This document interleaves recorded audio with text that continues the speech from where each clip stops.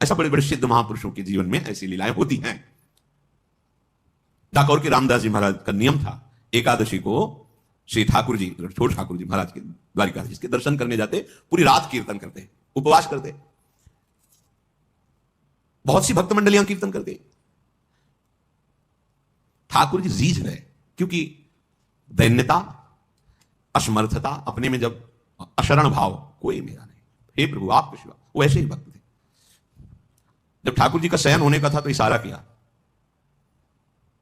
और किसी को इशारा नहीं दिखाई, समझ गए। पीछे वाली खिड़की में गए, बोले देखो अगली एकादशी को जब आना, बैलगाड़ी लेकर आना और यहीं पीछे लगा देना, हमको तुम इतने प्यारे लगते हो क्या, हम तुम्हारे साथ रहेंगे। गाड़ी पीछे मंदिर की खड़ी की और खूब कीर्तन, सब सामने चल रहा है, दरवाजा बंद हुई, शयन हो गया।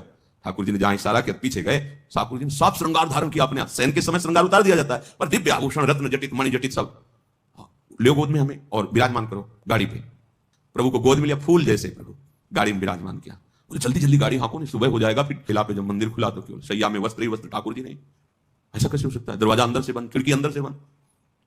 ये बोले रामदास जी गाड़ी लेके आए थे, पहले तो पैदल आते थे, हमें लगता है कि ठाकुर जी उनकी कोई बात हो गई है और ठाकुर जी भक्ताधीन है, लगता उनके साथ चले गए, तो उनको लेने जाना चाहिए, लाखों करोड़ों भक्तों के प्राण ठाकुर जी है, ऐसा हमारे तो जीवन है, हमारा तो जीवन है। अब पक्का निश्चय हो गया कि ऐसे रिजवाल ठाकुर जरूर रामदास जी के पीछे पीछे भागे। बोले तो आएंगे ही, बोले फिर हमें तो मारेंगे और आपको ले जाएंगे। हाँ ये बात तो है, तो ये सरोवर है छोटा सा, इसमें मुझे छुपा दो और तुम जाओ, इसमें छुपा, मुझे छुपा दिया। अब वो आए, बड़ी मार लगाई रामदास जी की, यहां तक कि घाव भी, कहां है ठाकुर जी। अब वो कुछ बोल नहीं रहे थे, पर दृष्टि उधर ही थी जिधर ठाकुर जी थे, प्रेमी की दृष्टि उधर देखा तो सरोवर से रक्त युक्त जल दिखाई दे रहा, कूदे तो देखा ठाकुर जी के घाव ही घाव, जहां मारा था राम। नहीं हमें नहीं जाना तुम्हारे साथ, ठाकुर जी बोल पड़े, नहीं जाना तुम्हारे साथ।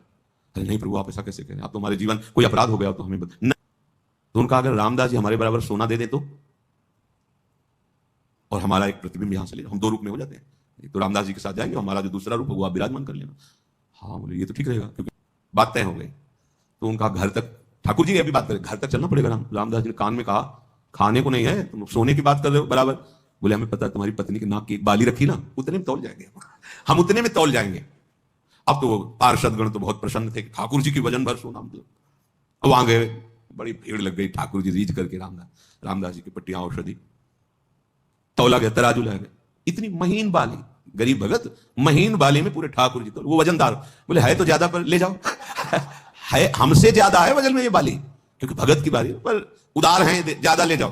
अरे बोले प्रभु आप क्या, बोले तुम्हें ईश्वर चाहिए सब मिलेगा, तुम जो इच्छा करोगे मैं जाऊंगा नहीं, मैं इन्हीं के पास आज भी डाकोर में विराजमान, और आज भी पट्टी बंधती ठाकुर जी के।